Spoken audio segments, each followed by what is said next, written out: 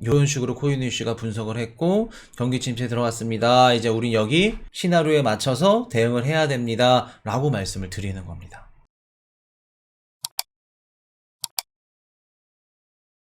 자, 지금 보고 계시는 그래프가 뭐냐면 미국 10년물 장기 국채랑 2년물 장기 국채의 간격, 스프레드 간격 차입니다. 그래서 우리가 장단기 금리 역전이 뭐냐면, 빠르게 갈게요. 이거는 복습이니까. 원래 은행 같은 경우에는 1년물, 10년물 상품이 있으면 10년물 상품이 이자가 더 높아야 됩니다. 왜? 리스크가 크니까. 근데 장기 금리가 더 높고 단기 금리가 낮아야 되는데 이게 역전이 돼버렸어. 이게 장단기 금리 역전이에요. 그러면 은행에서 보통 어떻게 해요? 예대 마진을 통해서 대출을 해줘서 돈을 버는 게 은행인데 장단기 금리가 역전이 됐어. 그러면 대출을 해줄 수 없는 상황이 발생을 합니다. 왜? 장기에서 어떻게 해요? 돈을 끌어 써서 단기로 빌려줘야 되는데 장기 금리가 더 낮아. 단기 금리가 더 높고. 그럼 어떻게 빌려줘? 그렇기 때문에 은행에서는 시중에 대출을 못 해주는 역할이 상황이 벌어지는 게 장단기 금리 역전이다. 자, 여기까지. 그래서 지금 장단기 금리 역전이 나온 게 뭐냐면 0 있죠. 0. 검은색깔 선. 요거 밑으로 떨어지면 장단기 금리가 역전이 나왔다는 뜻입니다. 보시면 2021년도 상반기부터 한 6월 정도 될 거예요. 요거 6월달, 5월달. 이때부터 쭉 역전이 나왔죠. 역전이 나왔다 다시 회복했고 다시 한 차례 떨어졌습니다. 그래서 지금은 역전되어 있는 상황이고, 요게 딱 봤을 때 지금 시중에 은행들이 대출을 많이 못 해주고 있구나. 그거 느끼시면 돼요. 자, 그러면 요거는 뭐냐면 10년물, 3개월물. 그러니까 10년물 장기국채랑 3개월물 장기국채의 간격 스프레드 차를 지금 나타낸 겁니다. 자, 이걸 봤더니 지금 바닥 끝까지 막 뚫고 갈 기세야. 3개월물은 이렇게 바닥 끝까지 막 뚫고 갈 기세고 지금. 머리 때문에. 죄송합니다. 이거 코인이시 머리통이 잘못됐네. 자, 보시면은 지금 바닥까지 이렇게 끌고 가는 지금 상태죠. 바닥까지 가 지금. 근데 10년물이랑 2년물 비교한 거는 바닥까지 갔다가 다시 회복을 하고 있습니다. 자, 이게 무슨 뜻일지 해석할 수 있으신 분? 코인 이슈야. 비트코인 투자하는데 굳이 이거 알아서 뭐 하냐? 이것들을 우리가 이해하고 알고 있어야 앞으로 시장에 어떤 일들이 일어날지를 예측을 하고 분석을 할 수가 있습니다. 자, 이제 볼게요. 자, 우리가 알고 있는 단기금리, 뭐 2개월물, 2년물, 3개월물 이런 것들은 어디에 반응을 하고 영향을 받냐면 연준의 제롬 파월 연준이 금리 인상을 발표하죠. FOMC 회의 때 발표를 하는 그런 금리 인상의 그 수치를 보고 반응을 합니다. 그럼 예를 들어서 25bp 인상입니다. 그러면 단기금리는 올라가는 겁니다. 자, 그럼 장기금리는 미래의 경제 지표를 보고 반응을 하는 겁니다. 미래의 경제 지표가 안 좋을 것 같아. 침체가 올 것 같아. 그러면 우린 뭐 사야 돼요? 안전한 장기 국채를 사야겠지. 그러면서 장기 금리는 미래의 경제 지표를 보고 반응을 하는 게 장기 금리입니다. 자, 그러면 한번 들어가 볼게요. 자, 얼마 전에 실리콘밸리 은행들이 무너졌고 은행들이 막 파산을 했어. 얘네들이 막 파산을 하니까 장단기 금리 역전되어 있던 게 이런 식으로 회복을 합니다. 왜 회복을 했을까? 장단기 금리 역전이 회복을 했어. 무슨 뜻일까? 보통 우리가 장단기 금리가 역전이 난 이후에 1년에서 2년 안에 경기 쇼크가 온다고 알고 있습니다. 왜? 은행 대출이 계속해서 1년, 2년 동안 안 나오면 당연히 쇼크가 나지. 금리 동결 가능성. 그것도 있을 수 있겠네. 금리 동결 가능성보다는 금리 인하 가능성이겠죠. 은행이 무너졌네. 연준 이거 반드시 금리 인하한다. 그러면 어떻게 해요? 단기 금리는 뭐에 영향을 받는다? 연준의 금리 인상 발표에 영향을 받는다. 단기 금리 쭉 내려가고 기존에 막 올라왔던 거 내려오고, 그리고 나서 장기 금리는 어떻게 해요? 안 좋으니까 또 살짝 또 올라가고 하겠죠. 그러면서 간격 스프레드가 완화가 됐다. 요 한 가지 방안이 있을 거고, 또 한 가지 또 뭐가 있을까? 지금 장기 금리가 높아야 되는데 장기 금리가 지금 역전이 된 겁니다. 요렇게 보이시죠? 요렇게 해야겠다. 요렇게. 자, 여기서 어떻게 해야 될까? 실리콘밸리 은행이 뭐 때문에 망가졌어요? 무너졌죠? 뭐를 갖고 있었는데 무너졌어? 미국 장기 국채를 갖고 있었죠. 안전하다고 생각했던 미국 장기 국채를 갖고 있었는데도 무너졌어. 그러면 시장의 사람들이 어떻게 해요? 미국 장기 국채를 던지겠죠. 가격 하락한다는 건 장기 금리가, 국채 금리가 올라간다는 겁니다. 그러면서 또 단기 국채도 금리 인하할 것 같아요. 그러니까 어떻게 돼요? 쭉 내려오죠. 그럼 스프레드 간격 차이가 어떻게 됐어요? 지금 완화됐죠. 이해되셨나요? 이런 두 가지 방안이 있다. 금리 인하 가능성, 그리고 또 뭐 있다? 장기 국채 매도. 자, 그러면 코인이슈님, 이게 스프레드 간격이 넓으면 넓을수록 경기 침체가 경기 쇼크가 올 수 있잖아요. 대출이 안 나오고. 맞습니다. 이게 완화가 됐다는 건 좋은 뜻 아닌가요? 코인이슈님? 어떤 뜻일까? 장단기 금리 역전이 완화가 됐대. 어떤 뜻이에요, 이거? 실리콘밸리 은행들이 위험해서 터졌고 국채를 던졌어. 두 번째. 그럼 뭘까, 이 두 가지? 이 두 가지 다가 뭐다? 경기 침체에 진입을 한다. 연준이 금리 인하를 한대. 지금 갑자기 금리 인상을 했다가 그럼 뭐가 터져야지 금리 인하가 나와요? 시스템 리스크, 은행권 무너졌을 때. 그러면 이 두 가지가 뭐를 대변한다?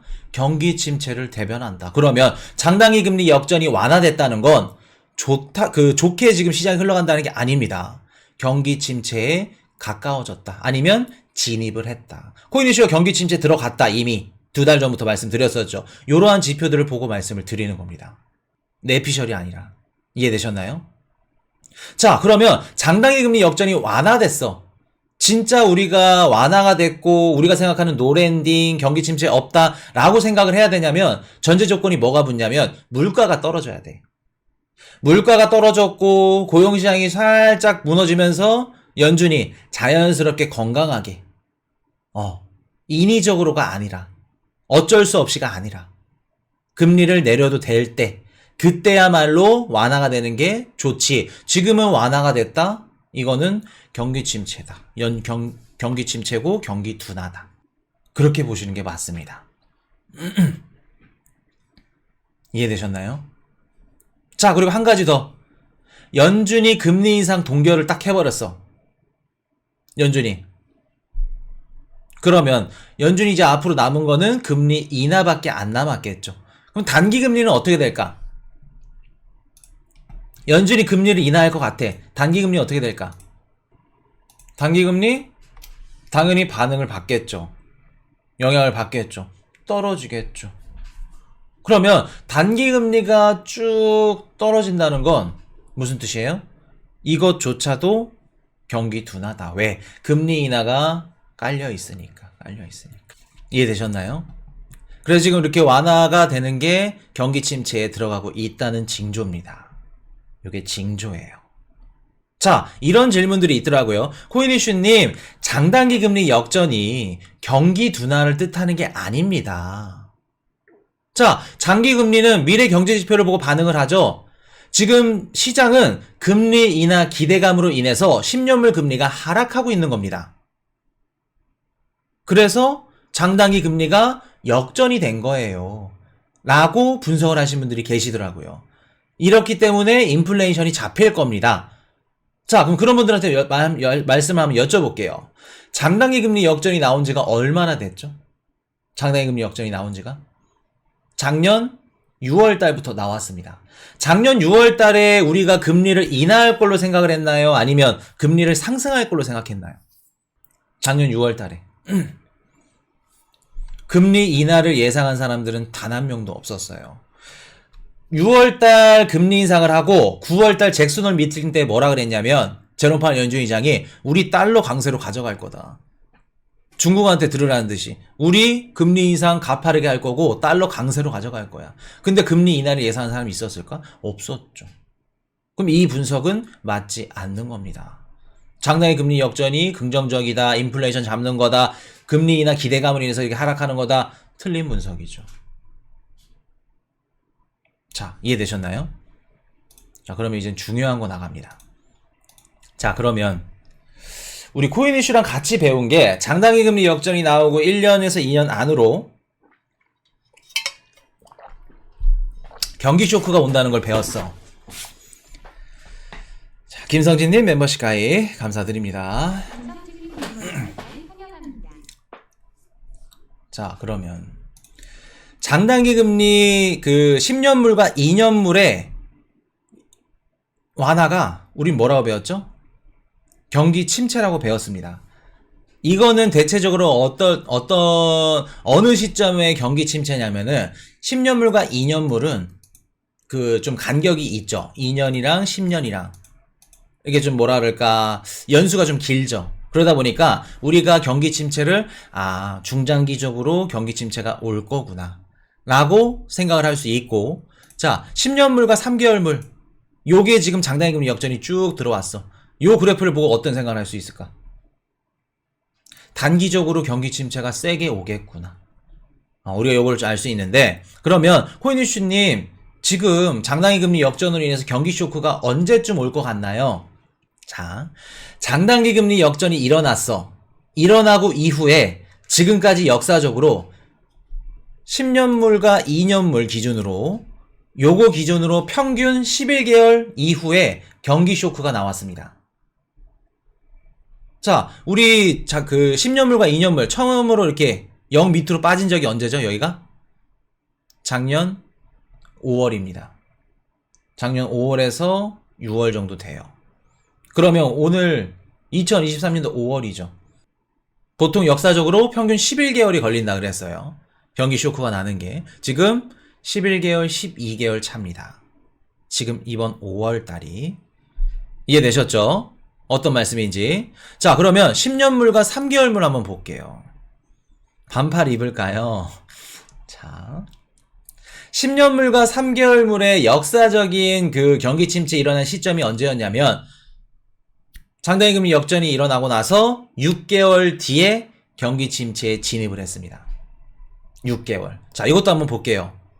여기 지금 밑으로 쭉 들어갔죠. 이때가 작년 7월입니다. 작년 여기까지 보면은 작년 한 8월? 8, 9월 되겠다.